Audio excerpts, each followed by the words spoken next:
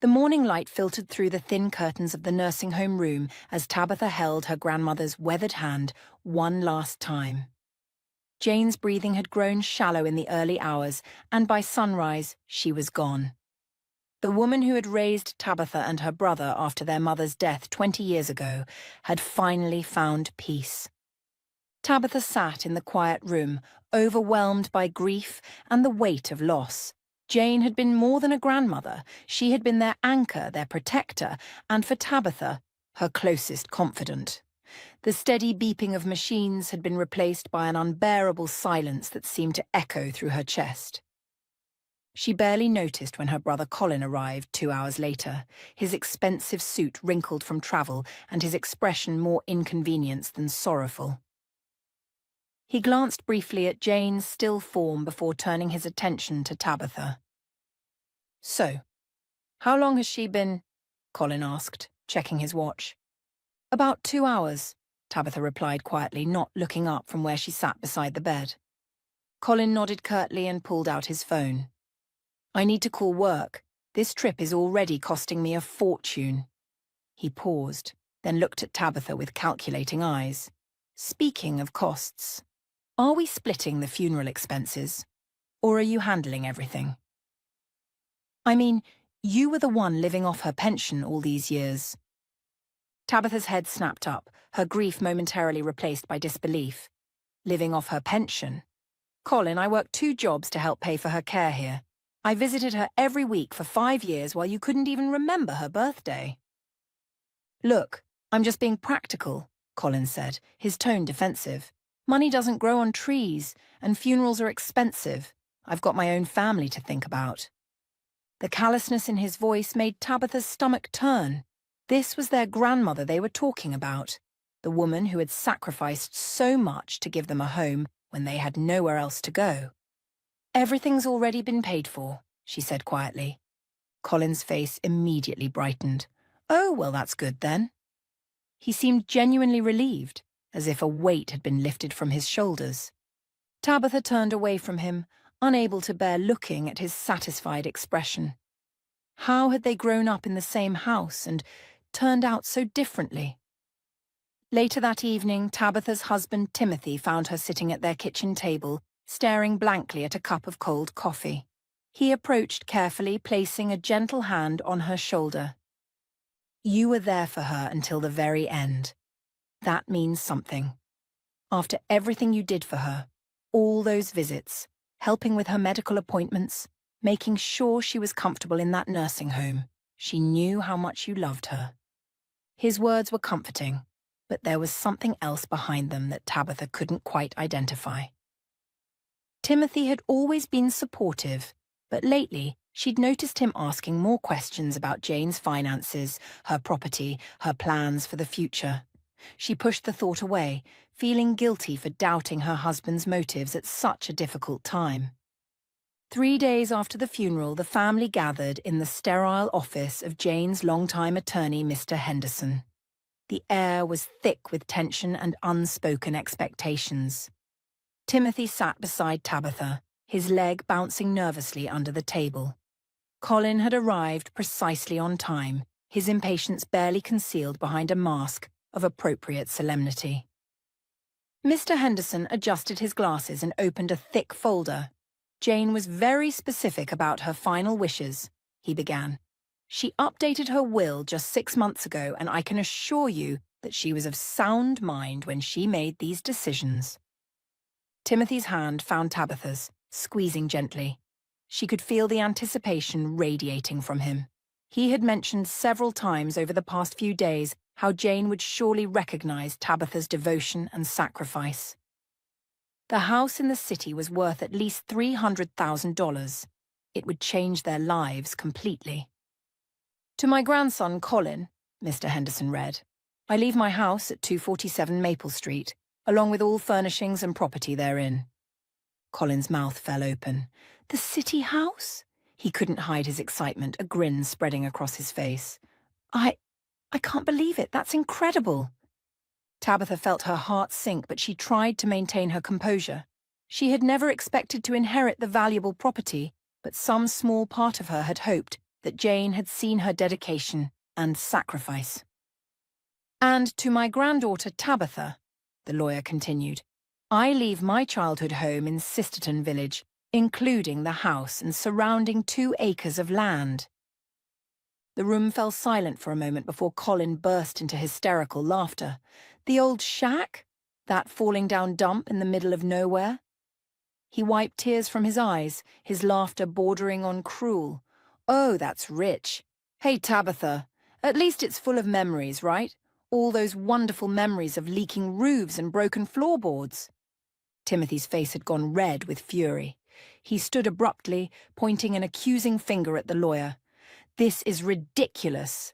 There has to be some mistake. Tabitha was the one who took care of Jane for years. She deserves more than some worthless old house that's probably condemned." Mr. Henderson remained calm, his voice steady. "I understand your disappointment, Mr. Walsh, but I cannot change the final wishes of the deceased. Jane was very clear about her intentions." "This is garbage," Timothy shouted, now turning his anger toward Colin. "You selfish piece of work. You didn't even visit her in the nursing home.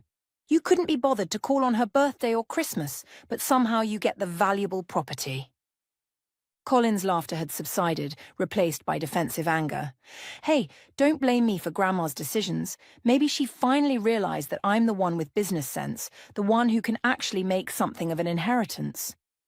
"Business sense?" Timothy's voice rose another octave. "You mean the sense to abandon an old woman when she couldn't walk anymore?" The argument continued to escalate, but Tabitha barely heard it. She stared at the legal documents in front of her, trying to process what had just happened.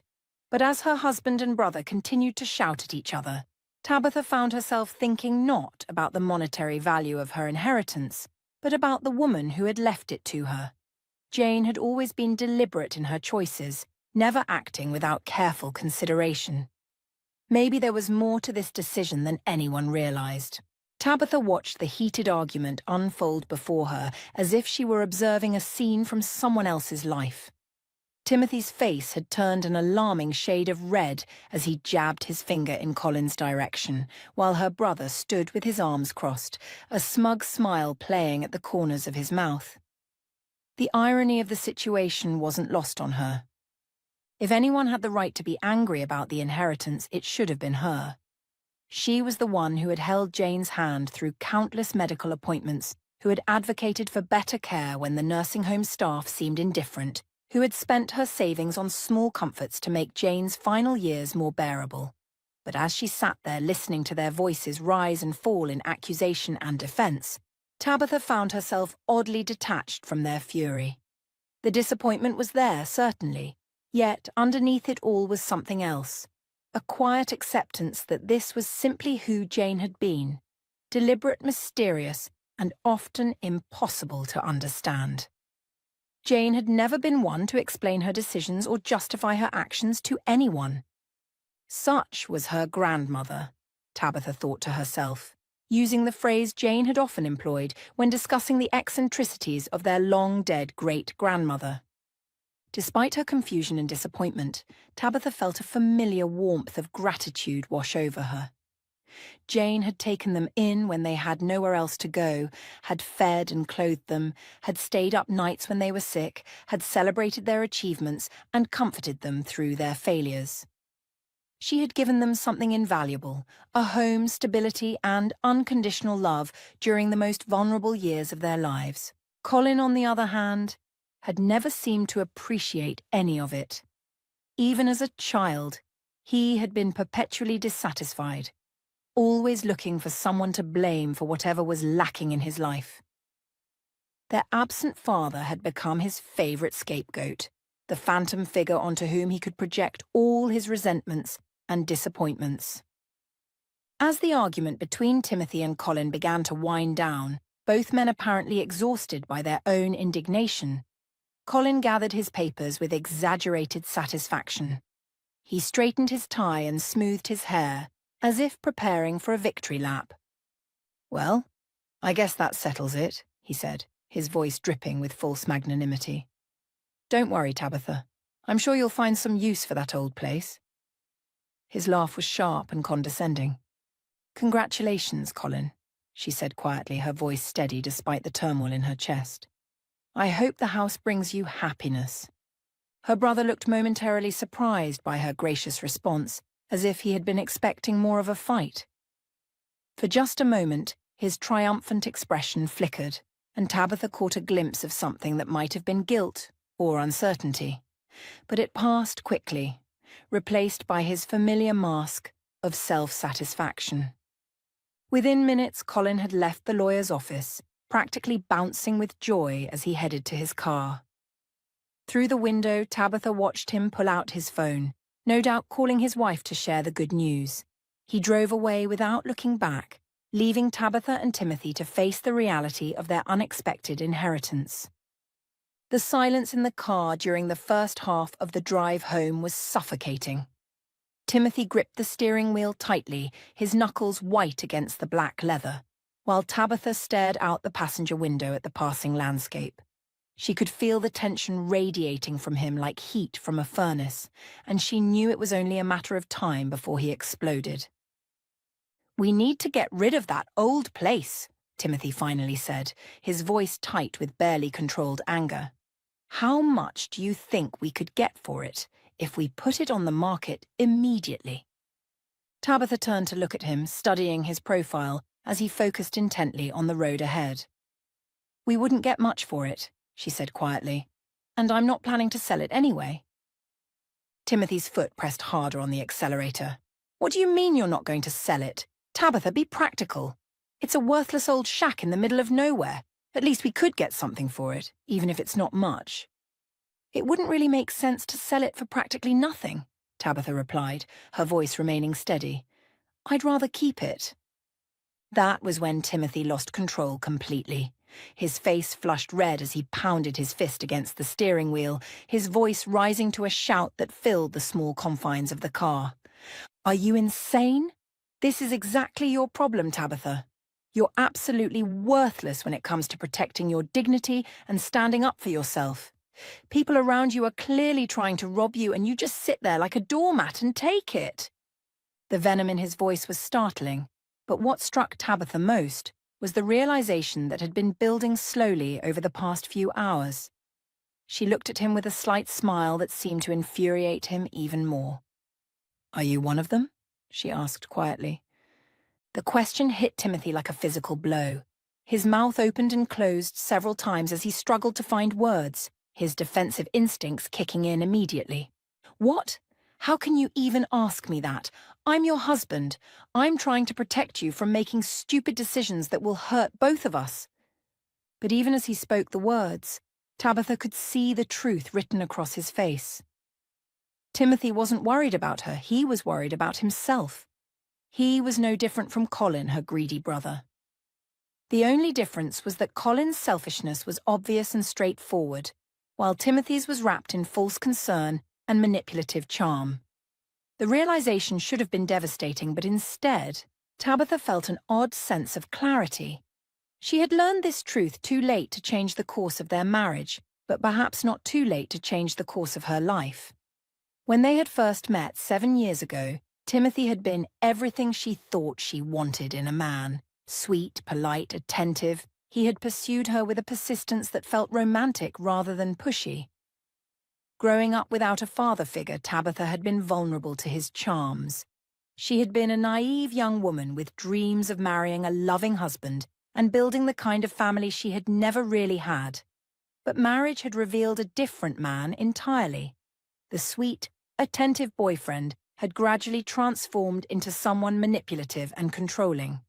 Timothy had a talent for getting what he wanted while making Tabitha feel like she was the unreasonable one for objecting.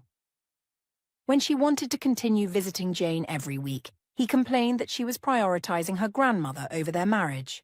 When she suggested they start saving money for a house, he insisted they needed a bigger apartment first, one that would showcase their success to his colleagues. Every disagreement followed the same pattern. Timothy would present his position as logical and mature, while subtly undermining Tabitha's perspective as emotional or naive. He never raised his voice or called her names. His manipulation was far more sophisticated than that. Instead, he would sigh with disappointment, speak to her in a patronizing tone, or simply refuse to engage until she gave in to keep the peace. Tabitha had lived this way for years, gradually losing pieces of herself in an effort to maintain harmony in their marriage. She had stopped expressing opinions that might conflict with his, stopped making plans that didn't include his approval, stopped trusting her own instincts about what was right or wrong. But her sarcastic question in the car, "Are you one of them?" seemed to have triggered something deeper in Timothy than his usual controlled manipulation. For the first time since they had been married, Tabitha had dared to directly challenge his motives, and he couldn't handle it. When they arrived home, the argument that had begun in the car exploded into something far more vicious. Timothy paced around their small living room like a caged animal, his voice rising with each accusation. "You're pathetic!" he shouted. "You let your brother walk all over you, you let that lawyer dismiss you like you're nobody, and now you want to hold on to some worthless piece of property out of some misguided sense of sentimentality." "It's not about the money, Timothy," Tabitha tried to explain. "Jane left me that house for a reason. I want to understand what she meant." "What she meant?" Timothy's laugh was harsh and bitter. "I'll tell you what she meant. She meant that you're the family fool, the one who can be counted on to take care of everyone else while getting nothing in return." The cruelty of his words hit Tabitha like a slap, but instead of breaking down as she might have in the past, she felt something inside her harden. This was the man she had married, the man she had sacrificed her independence and self-respect to please. And now, when she needed support and understanding most, he was showing his true colours. "Get out!" Timothy said suddenly, his voice dropping to a dangerously quiet level. "Get out of this house immediately." Tabitha looked around the small house they had shared for 3 years. "This isn't your house, Timothy. It's your mother's house, and we pay her rent to live here." For a moment, Timothy was speechless, caught off guard by her correction, but he recovered quickly, his face twisting with rage. "I don't care whose name is on the lease. Get out of my house and get out of my life. I'm done with your stupidity and your pathetic inability to stand up for yourself." The irony of his accusation wasn't lost on Tabitha. He was screaming at her for not standing up for herself, while simultaneously trying to bully her into submission. But for the first time in years, she felt no desire to argue or defend herself. She simply nodded and walked toward their bedroom to gather her things. As she packed her clothes into the same suitcase she had brought to their marriage, Tabitha realized that some part of her had been expecting this moment for a long time. Jane's passing had simply been the catalyst that revealed what their relationship really was. Not a partnership built on love and mutual respect, but a power dynamic that had finally reached its breaking point. She thought about her grandmother as she folded her clothes and collected her few personal belongings. Jane had lived through a depression, a world war, the death of her husband, and the responsibility of raising 2 grandchildren after losing her daughter. Through it all, she had maintained a philosophy that Tabitha was only now beginning to truly understand. "Life is too short for collecting material wealth," Jane had often said. "You should enjoy what you have, do good deeds when you can, and not feel bad when you meet your Lord." Timothy had fallen silent by the time Tabitha emerged from the bedroom with her packed suitcase. He stood in the kitchen with his back to her, his shoulders rigid with anger and wounded pride. Tabitha stood there for a moment, waiting for him to say something, an apology, a plea for her to stay, even another insult. But the silence stretched on, and she realized there was nothing left to say. She walked to the front door, paused with her hand on the doorknob, and looked back at the house that had been her home for 3 years. It struck her that she felt no sadness about leaving, no regret about the end of her marriage. Instead, she felt something she hadn't experienced in a very long time: freedom. The fluorescent lights of the roadside motel flickered intermittently throughout the night, casting strange shadows on the yellowed walls of Tabitha's small room. She had slept fitfully, her mind churning with thoughts of Timothy's harsh words, Colin's mocking laughter, and the mysterious inheritance that now represented her only refuge. When morning came, she felt more tired than when she had gone to bed, but also strangely determined. After a quick breakfast of vending machine coffee and stale pastries, Tabitha made her way to the bus station. The bus ride took nearly 4 hours, winding through countryside that gradually shifted from suburban sprawl to rolling farmland, and finally to the kind of small-town landscape that seemed frozen in time. Tabitha pressed her face to the window as familiar sights began to emerge from her childhood memories. The old grain elevator that had been abandoned for decades, the creek that curved alongside the highway, the weathered billboard advertising a long-closed diner. Sisterton Village appeared around a bend in the road like something from a nostalgic postcard. The main street was lined with modest houses, their front porches adorned with hanging flower baskets and American flags. A few small businesses occupied the town centre, a general store, a post office, a cafe that looked like it hadn't been updated since the 1970s. Everything moved at a pace that seemed impossibly slow compared to the city life Tabitha had grown accustomed to. She remembered being 7 years old, racing her bicycle down these same streets while Jane called after her to be careful. She could almost hear the echo of her own laughter as she and Colin had played hide-and-seek among the tall oak trees that still lined the residential blocks. There was the house where old Mr. Peterson used to live, the man who always had peppermints in his pocket for visiting children. There was the corner where she had fallen off her bike and scraped her knee, crying until Jane appeared with bandages and gentle words. It struck her how quiet the town was now compared to her childhood memories. Fewer children played in the yards, fewer neighbours sat on their front porches, fewer cars moved along the streets. Time seemed to have passed Sisterton Village by, leaving it preserved but somehow diminished. When she finally reached 412 Birch Street, Tabitha stopped on the sidewalk and stared at the house that was now hers. It looked smaller than she remembered, but then again, most childhood places did when revisited through adult eyes. The white paint was peeling in places, and the front porch sagged slightly on one side. The yard was overgrown with weeds and volunteer saplings, and several shutters hung askew from their hinges. But despite its obvious neglect, the house retained a certain dignity, the kind of sturdy, no-nonsense architecture that had been built to last. The bones were good, as Jane might have said. It just needed someone to care for it again. Tabitha climbed the 3 steps to the front porch, her footsteps echoing hollowly on the weathered boards. The key was exactly where it had always been, under the faded welcome mat that Jane had placed there decades ago. Some things, it seemed, never changed.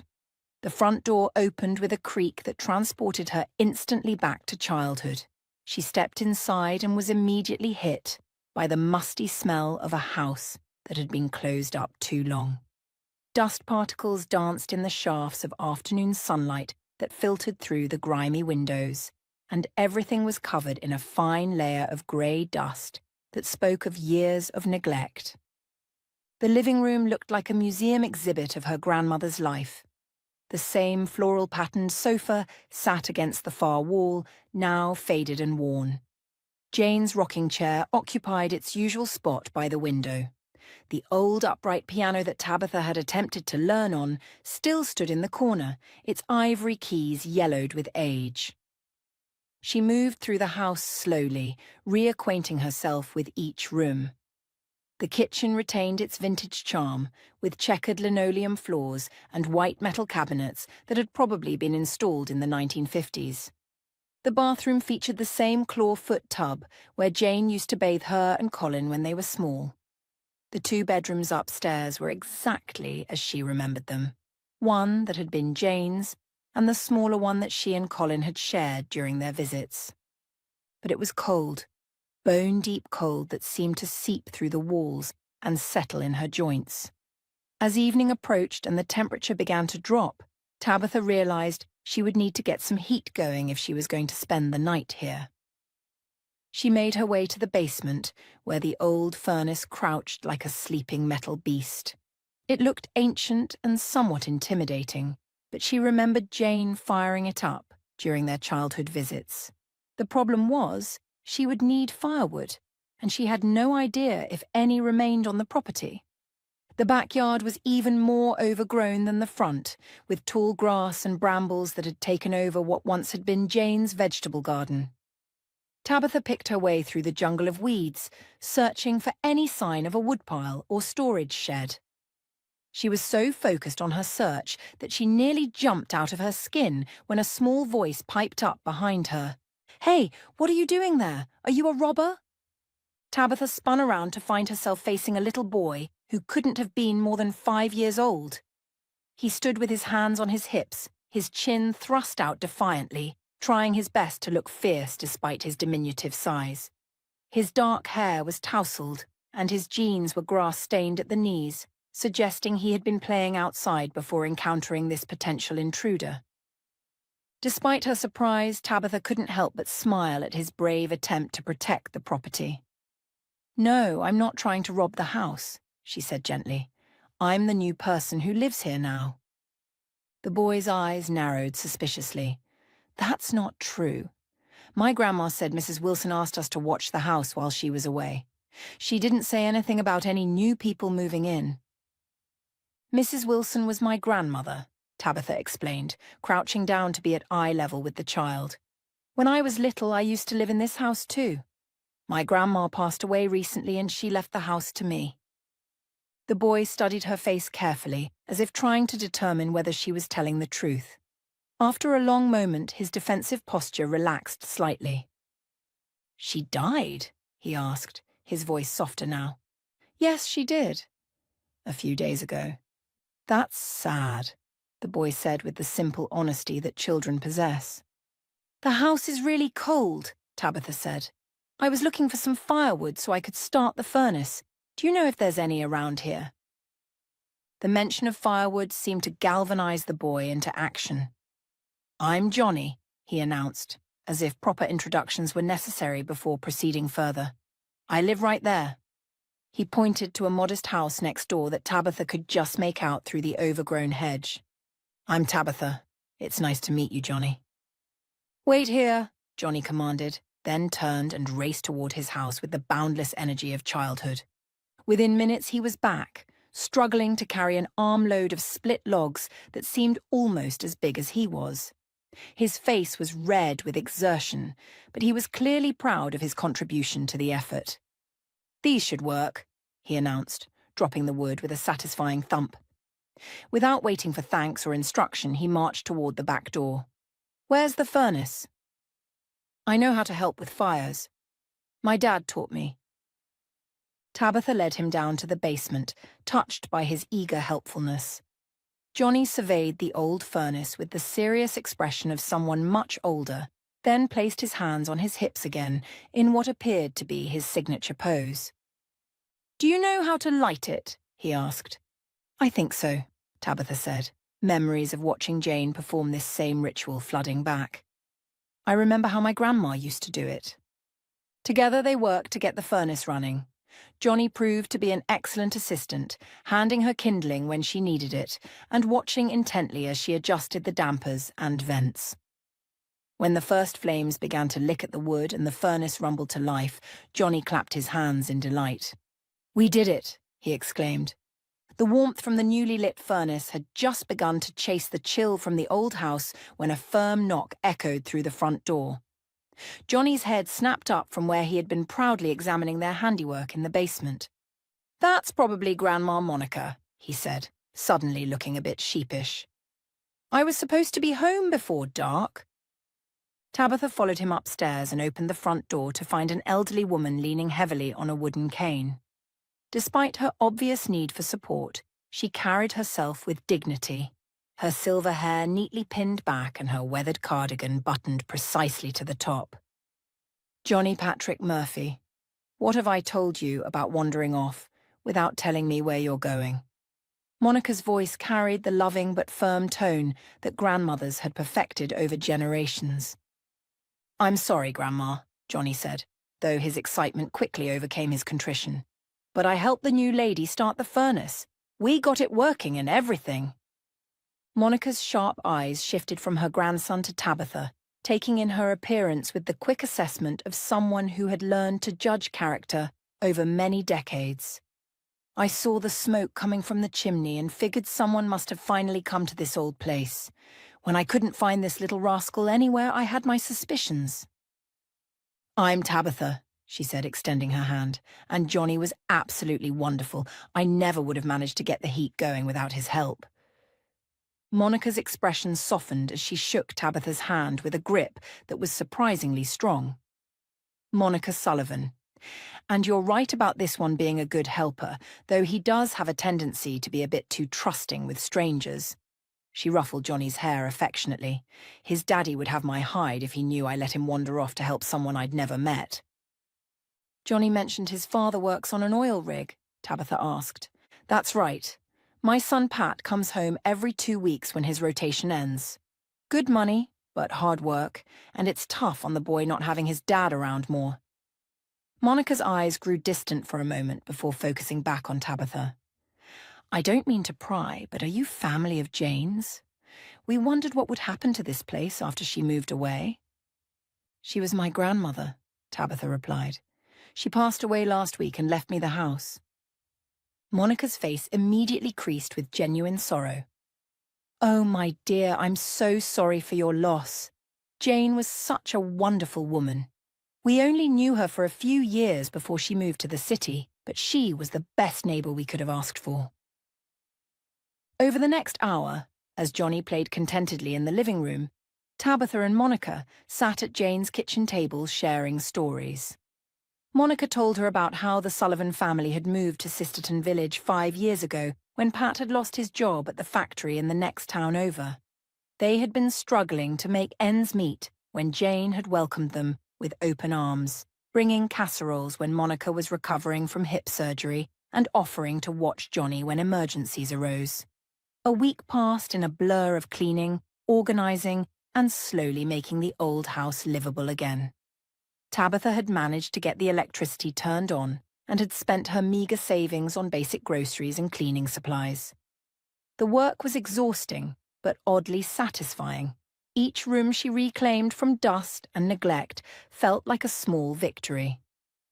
She was hanging freshly washed curtains in the living room when she heard the rumble of a diesel engine outside. Through the window she watched as a battered pickup truck, its blue paint faded and its bumper held on with wire, pulled into Monica's driveway.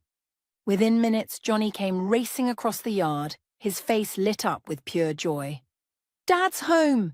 he shouted, launching himself into the arms of a tall, lean man who emerged from the truck. Even from a distance, Tabitha could see the family resemblance between Pat and his son. They shared the same dark hair and expressive eyes, though Pat's face bore the weathered look of someone who worked long hours in harsh conditions. Their first meeting happened by accident 2 days later when Tabitha was struggling with a stubborn water faucet in the kitchen. She had been wrestling with the corroded handle for 20 minutes when she heard a knock at the back door. "Excuse me," said a deep voice. "Monica mentioned you might need some help with repairs around here." Pat Sullivan stood on her back step, a toolbox in one hand and a somewhat shy smile on his face. Up close, she could see that his hands bore the calluses and scars of someone who made his living through physical labor. His frame was solid and muscular without an ounce of extra weight, the kind of build that came from years of demanding work rather than time spent in a gym. "That faucet giving you trouble?" he asked, nodding toward the kitchen. Within minutes, Pat had the old faucet working properly, his experienced hands quickly identifying and fixing the problem that had frustrated Tabitha all morning. "Your grandmother was something special," Pat said, tightening a final connection. "When we first moved here, we didn't know anyone. Money was tight, and Mom was still recovering from her surgery. Jane showed up at our door with an offer to help with whatever we needed." Over the following days, Pat became a regular presence around the house. Between his obligations to help Monica and spend time with Johnny, he seemed to find excuses to stop by and tackle various repair projects. He fixed loose floorboards, replaced broken window panes, and cleared years of debris from the gutters.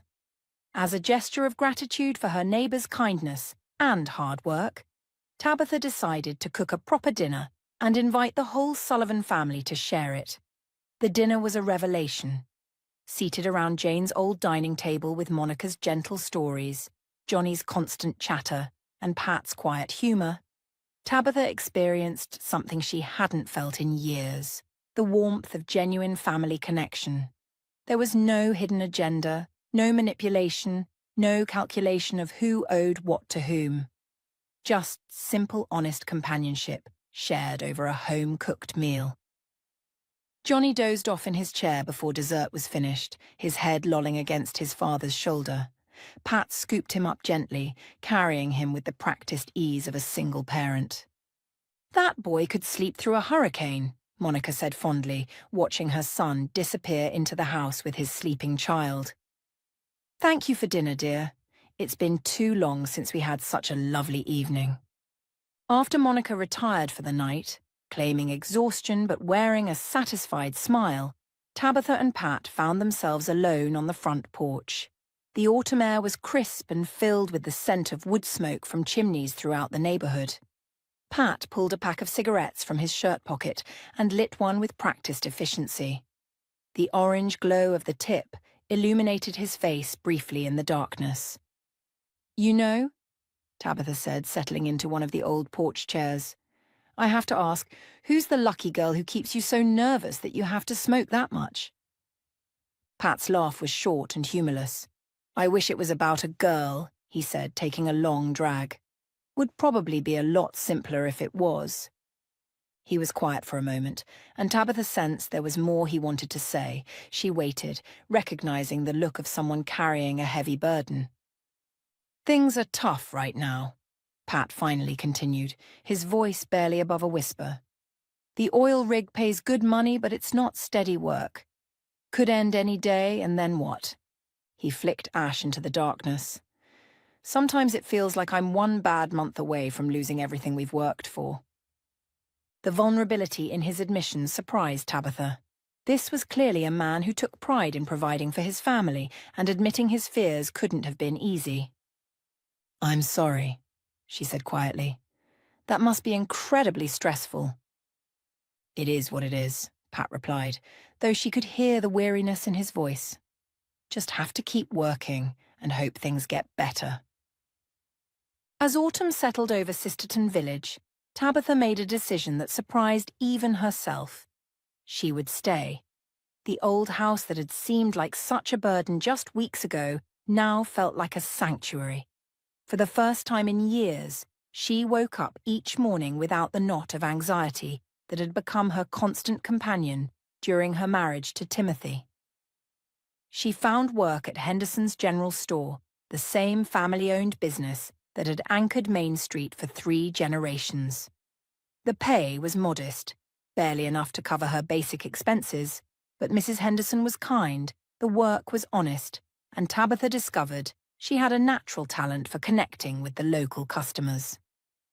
Pat often dropped by when he wasn't away to help with repairs, and Johnny had become a frequent visitor, often doing his homework at Jane's old kitchen table while Tabitha prepared dinner. It was a simple life, far different from the one she had imagined for herself, but it brought her a peace she hadn't realized she was missing. That peace was shattered on a Tuesday evening in late October. Tabitha was walking home from work, her arms full of groceries and her mind focused on the dinner she planned to cook, when she saw the flashing red and blue lights. An ambulance sat in Monica's driveway, its emergency lights painting the quiet street in urgent, pulsing colours. Her heart seemed to stop beating for a moment before racing into overdrive. She dropped her grocery bags and ran toward the house, her feet barely touching the ground. "What happened?" she called out as she reached the front porch, where Monica stood clutching her cane with white knuckles. "It's Johnny," Monica said, her voice shaking. "He had another seizure." Through the open front door, Tabitha could see paramedics working over a small form on the living room floor. Johnny lay unconscious, his face pale and his body frighteningly still.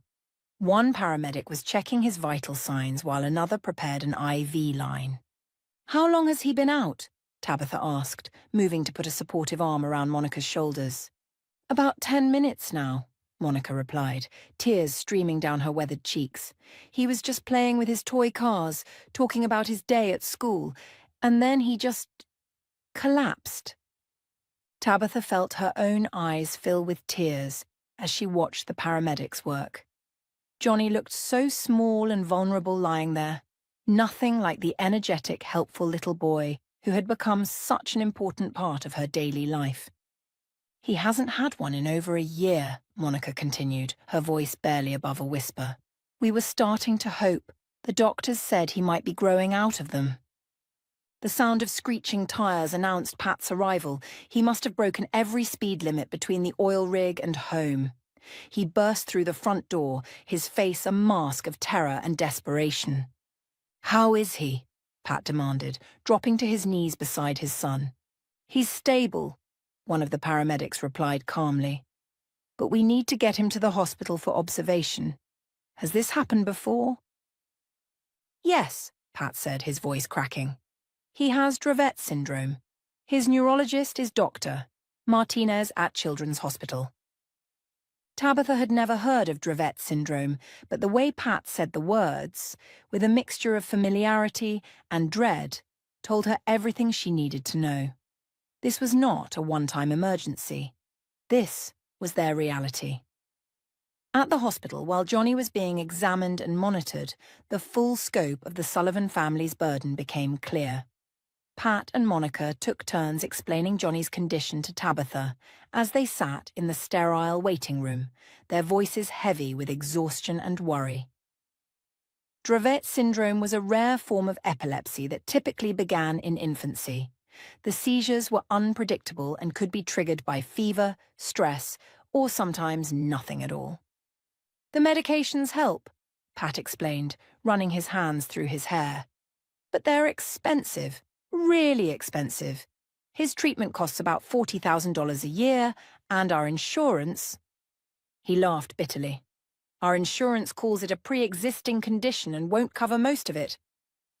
The numbers hit Tabitha like a physical blow. $40,000. More money than she had ever seen at one time. More than most people in Sisterton Village earned in an entire year. "That's why I work the oil rig," Pat continued. "The money's good when the work's steady, but it's never enough. And every time he has a seizure, every time we have to bring him to the hospital." He gestured helplessly around the emergency room. "This visit alone will probably cost us $3,000. Monica reached over and squeezed her son's hand. "It's also why Johnny's mother left," she said quietly. "Sarah couldn't handle the stress, the constant worry, the financial pressure. She said she felt like she was drowning." Tabitha felt her heart breaking not just for Johnny, but for this entire family that had been carrying such an enormous burden with such grace and dignity. No wonder Pat smoked constantly. No wonder he worked such dangerous, demanding jobs. No wonder he and Monica had been so grateful for Jane's simple kindnesses. They were people who knew what real struggle looked like. Walking home in the early morning hours after Johnny had been declared stable and released, Tabitha began formulating a plan. Her salary at the general store was small, but her needs were smaller. She would cut every possible expense, save every penny she could spare, and slowly build a fund that could help with Johnny's medical bills. It wouldn't be much, probably not even enough to cover one hospital visit, but it would be something. And sometimes Tabitha was learning. Something was better than nothing.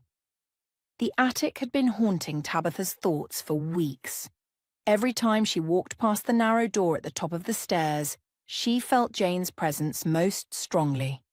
But between working at the store, fixing up the house, and spending time with the Sullivans, she had found excuse after excuse to avoid climbing those creaky steps. It was a Saturday morning in early November when she finally decided to face whatever memories and dust awaited her up there. Armed with cleaning supplies, a flashlight, and a bandana tied around her nose and mouth, Tabitha turned the old brass doorknob and pushed open the attic door.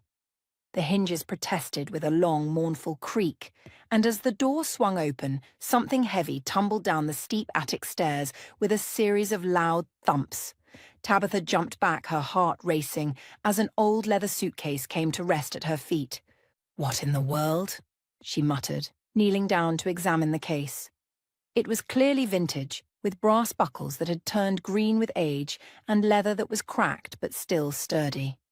The suitcase had obviously been positioned deliberately, propped against the door in such a way that it would fall as soon as someone opened it.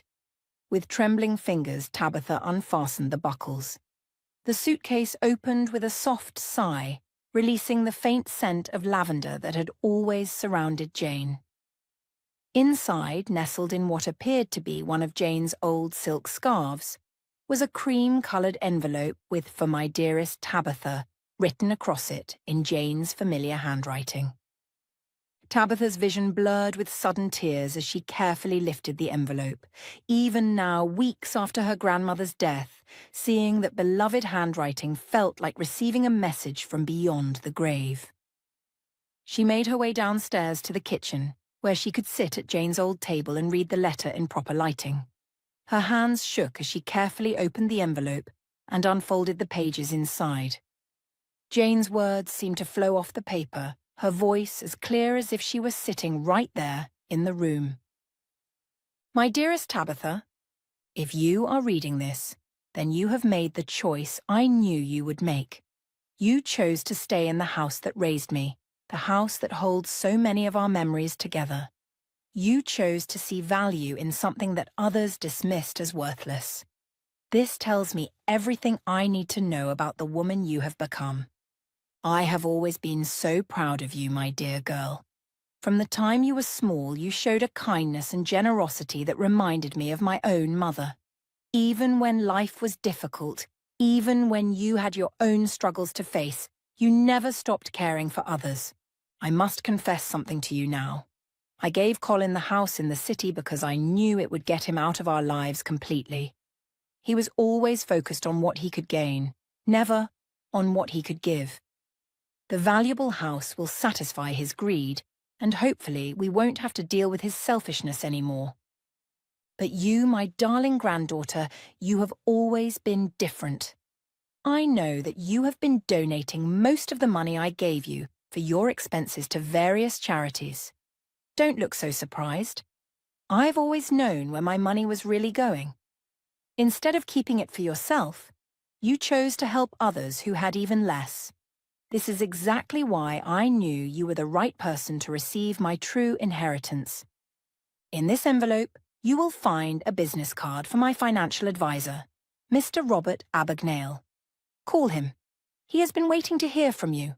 What you discover may shock you, but I trust you to use it wisely. Remember what I always taught you. Life is too short for collecting material wealth just for the sake of having it. Use what you have been given to do good in this world. Thank you for taking care of me all those years. Thank you for being by my side until my last breath. Thank you for being the granddaughter I always dreamed of having. All my love, Grandma Jane." Tabitha read the letter 3 times before the words fully sank in. With shaking hands, she reached back into the envelope and pulled out a business card for Abagnale Financial Services.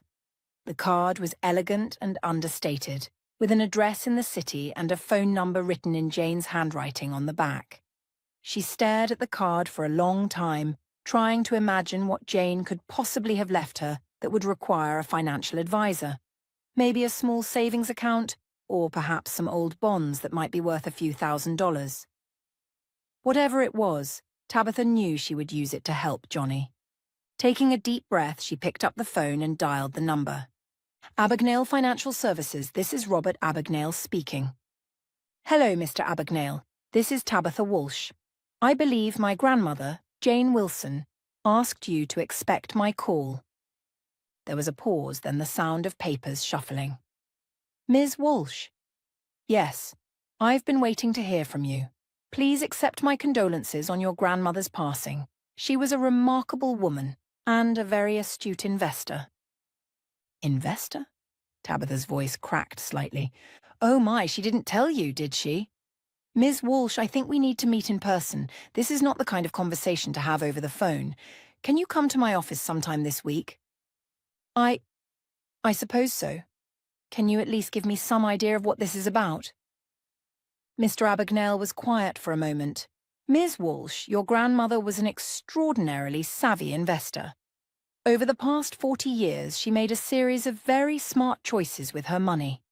The stocks and bonds in the portfolio she left you are currently worth approximately $3 million. The phone slipped from Tabitha's hand and clattered onto the kitchen table.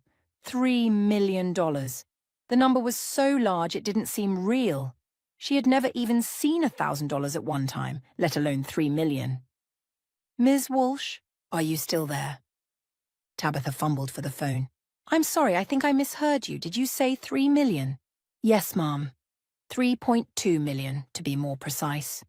Your grandmother started investing in the 1960s, and she had an uncanny ability to pick companies that would grow substantially over time. Tabitha slumped in her chair, overwhelmed by the magnitude of what she had just learned. Jane, who had always seemed to live so simply, who had clipped coupons and mended her own clothes, who had worked double shifts at the textile factory for decades, had been secretly accumulating a fortune. By the time Monday arrived, Tabitha had made her decision. She drove to the city for the first time since leaving Timothy, feeling strangely calm as she navigated the familiar streets to Mr. Abagnale's office. Robert Abagnale turned out to be a kind, elderly man with gentle eyes behind wire-rimmed glasses. He showed her the portfolio documents, explained the various investments, and outlined the incredible growth that Jane's money had experienced over the decades. Now, Ms. Walsh, he said, settling back in his chair, what do you plan to do with this inheritance? I want to use it to help a little boy who has Dravet's syndrome, Tabitha said without hesitation. His family can't afford his medical treatment, and I want to make sure he gets the care he needs for as long as he needs it. Mr. Abagnale removed his glasses and polished them slowly, a gesture that seemed to give him time to process her words. Ms. Walsh, in my 40 years of practice, I have never had a client who wanted to give away their entire inheritance immediately upon receiving it. Are you certain about this decision? This is a life-changing amount of money. I'm certain, Tabitha replied, thinking of Jane's words about material wealth and doing good in the world. This is what I'm meant to do with it. Mr. Abagnale studied her face carefully, then nodded slowly. You remind me very much of your grandmother. She had the same certainty about her choices. He leaned forward in his chair. However, I would like to suggest a compromise. Some of these stocks are in companies with enormous potential for continued growth. If you leave a portion of the portfolio untouched, your fortune could easily double in the next 10 years. What would you recommend? Keep half the portfolio as it is. Use the other half for your charitable purposes. That way you'll have resources available for future needs while still being able to help this child substantially. Tabitha considered his advice and realized it made sense. She would still have more than enough money to secure Johnny's treatment, and if the remaining investments continued to grow, she might be able to help even more people in the future. That sounds reasonable, she agreed. Over the next week, Mr. Abagnale helped her navigate the complex process of setting up a medical trust fund. Tabitha contacted Children's Hospital and spoke with Johnny's neurologist, Dr. Martinez, who was amazed when she explained what she wanted to do. Ms. Walsh, Dr. Martinez said, what you're proposing would cover Johnny's treatment costs for the next 10 to 12 years, possibly longer if we're careful with the funds. This is extraordinary. When all the paperwork was complete, Tabitha found herself back in Sisterton Village with a secret that felt almost too big to contain. She had just used more money than most people would see in a lifetime to ensure that a little boy she had known for only a few months would receive the medical care he needed. and for the first time since Jane's death, she felt absolutely certain that she had done exactly what her grandmother would have wanted her to do. The call came to Pat while he was working on the oil rig, surrounded by the constant noise of machinery and the harsh smell of crude oil. When his supervisor handed him the phone and said it was urgent, Pat's first thought was that something had happened to Johnny again. "Mr. Sullivan, this is Dr. Martinez from Children's Hospital." Pat's heart clenched. "Is Johnny okay?" No, Mr. Sullivan, Johnny is fine. I'm calling with some rather extraordinary news. Someone has established a medical trust fund to cover Johnny's treatment costs for the next 10 years. Pat nearly dropped the phone. "I'm sorry, what did you say?" "All of Johnny's medical expenses have been paid in advance. His medications, his regular appointments, any emergency visits, even potential new treatments that might become available, everything is covered by Ms. Tabitha Walsh." Pat stood frozen on the drilling platform, unable to process what he was hearing. Tabitha? The woman who worked at the general store for barely above minimum wage? The woman who clipped coupons and shopped for bargains? How could she possibly have that kind of money? He couldn't wait for his shift to end. As soon as he was released, Pat drove straight from the rig to Henderson's general store, still wearing his work clothes and covered in grime and oil. Tabitha was in aisle 3, restocking boxes of cereal with her usual methodical care. She looked up when she heard the front doorbells chime, and her face broke into a smile when she saw him. "Pat, you're back early. How was—" Her words were cut off as Pat rushed toward her, his eyes filled with tears.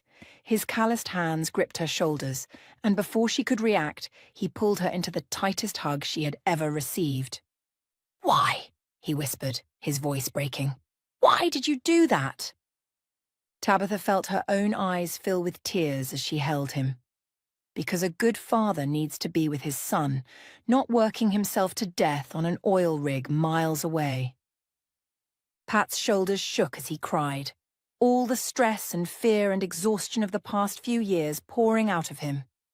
Other customers in the store politely pretended not to notice, understanding instinctively that they were witnessing something sacred. "But how?" Pat asked when he finally composed himself enough to speak. Where did you get that kind of money?" Tabitha led him to the back of the store where they could have privacy, and she told him everything. About Jane's letter, about the stocks, about the $3 million that had seemed like a dream until it became real. Pat listened in amazement as she explained how his grandmother had been secretly building a fortune for decades. That evening, the Sullivan house was filled with joy for the first time in months. Monica cooked her famous pot roast, Johnny chatted excitedly about a school project, and the adults shared stories and laughter around the dinner table. It felt like celebrating life itself. As weeks passed, the dynamic between Pat and Tabitha began to shift. He was no longer the desperate man working impossible hours to keep his family afloat. Without the crushing financial pressure, he could actually be present, helping Johnny with homework, spending time with Monica, and getting to know Tabitha as more than just a helpful neighbor. Their relationship developed slowly and naturally. Pat was nothing like Timothy. He was patient, genuine, and utterly devoted to his family. He treated Tabitha with a respect and tenderness that she had forgotten was possible. When they finally began dating, it felt as natural as breathing. Tabitha watched Pat with Johnny and saw the kind of man she had always hoped to find. Someone who would sacrifice everything for the people he loved. Someone whose strength came from kindness rather than control. The story of Tabitha's extraordinary gift somehow made its way to the local news, probably through hospital staff who had been moved by her generosity. The piece aired on the evening news, portraying her as a local hero who had used an unexpected inheritance to change a child's life. Unfortunately, the news coverage also attracted attention from people she had hoped never to see again. Timothy appeared on her doorstep on a Thursday evening, holding a bouquet of expensive flowers and wearing his most charming smile, but his attempt at reconciliation was pathetic. The same manipulative tactics that had once worked on a naive young woman now seemed transparent and hollow. "Tabitha, sweetheart, I know I made mistakes," he said, trying to push past her into the house. "But we can work this out. We're good together, and now that you have money—" "Now that I have money," Tabitha repeated, her voice ice-cold. "There it is." Pat appeared in the doorway behind her, his presence solid and protective.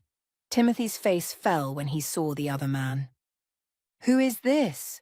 Timothy demanded, his fake charm evaporating. "Someone who actually cares about me," Tabitha replied. Timothy's true nature emerged as he began hurling insults and accusations. When he called Tabitha a fool and suggested that Pat was just after her money, Pat's patience finally snapped. One solid punch sent Timothy sprawling on the front porch, his flowers scattered across the wooden boards.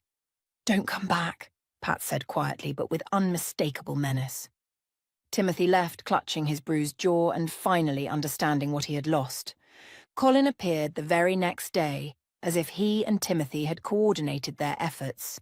He arrived with gifts and apologies, suddenly interested in being a loving brother after months of silence. "Tabitha, I heard about what you did for that little boy," Colin said, his voice dripping with false sincerity. "It's so wonderful that you're doing well. I've missed you." "Have you?" Tabitha asked. "Because when Timothy threw me out of the house, you didn't even call to ask if I was okay. What kind of brother does that?" Colin's mouth opened and closed, but no words came out. Pat stepped forward, his arms crossed over his chest. "I think the lady asked you a question," Pat said. But Colin had no answer. He had no excuse for his selfishness, no justification for his neglect.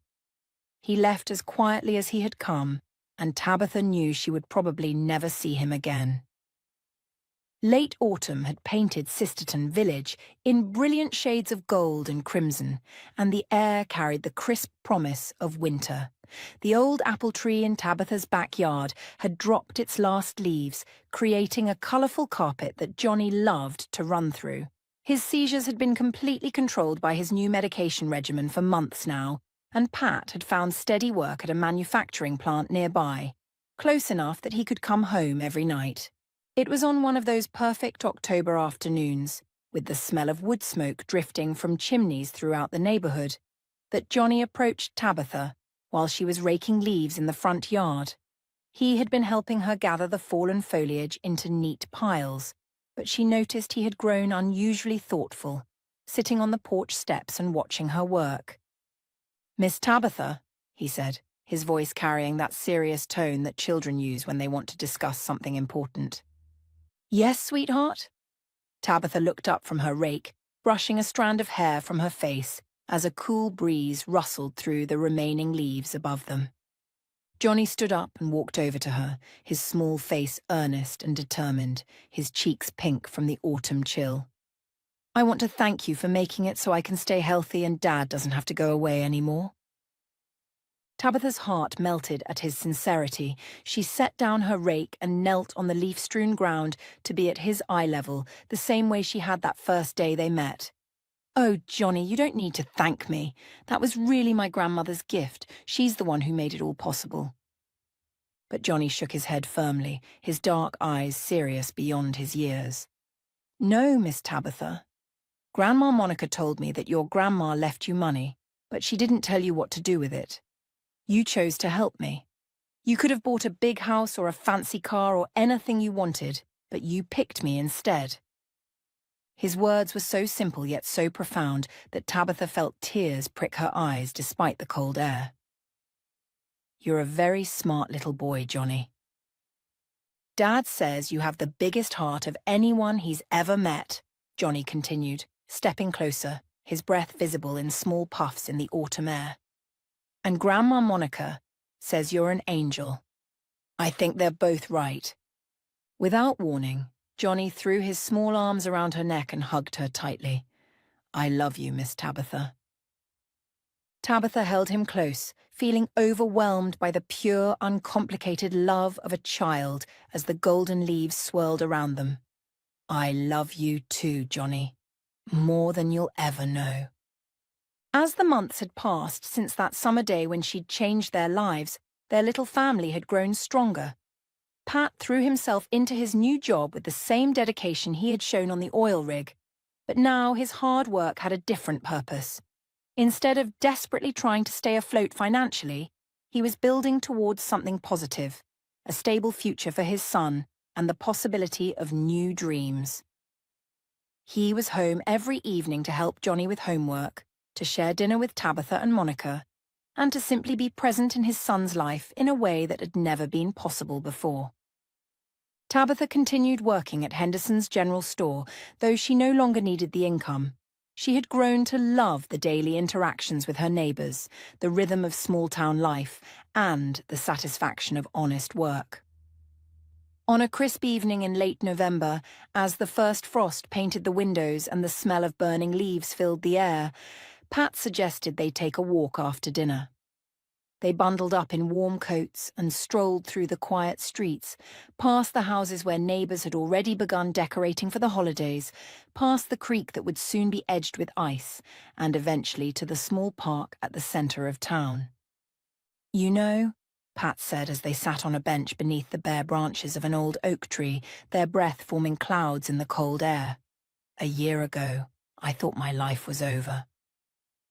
"And now?" Tabitha asked, taking his gloved hand in hers.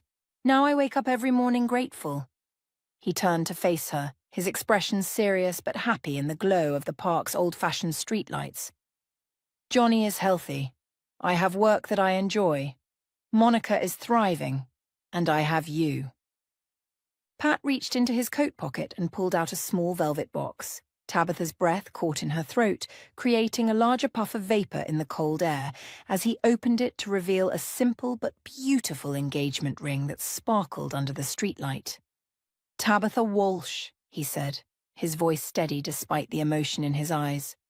"You saved my son's life. But more than that, you saved our whole family. You brought light back into our world when everything seemed dark. Will you marry me?" Tabitha looked at this good, honest man who had shown her what real love looked like. Not the manipulative charm of Timothy, but the steady, dependable devotion of someone who would stand by her through anything. She thought of Jane's letter, of the wisdom about using wealth to do good in the world, and realized that the greatest treasure she had received wasn't the money in the stocks. It was finding her place in this family. "Yes," she whispered, then louder, "yes, of course I'll marry you." As Pat slipped the ring onto her finger with hands that trembled slightly from cold and emotion, Tabitha heard the distant sound of Johnny's laughter carrying across the frosty evening air from their house, where he was probably helping Monica prepare hot chocolate for their return. Soon they would walk home together through the crisp autumn night, and Monica would fuss over the ring while warming her hands by the fire, and Johnny would probably ask a dozen questions about the wedding while sipping his cocoa.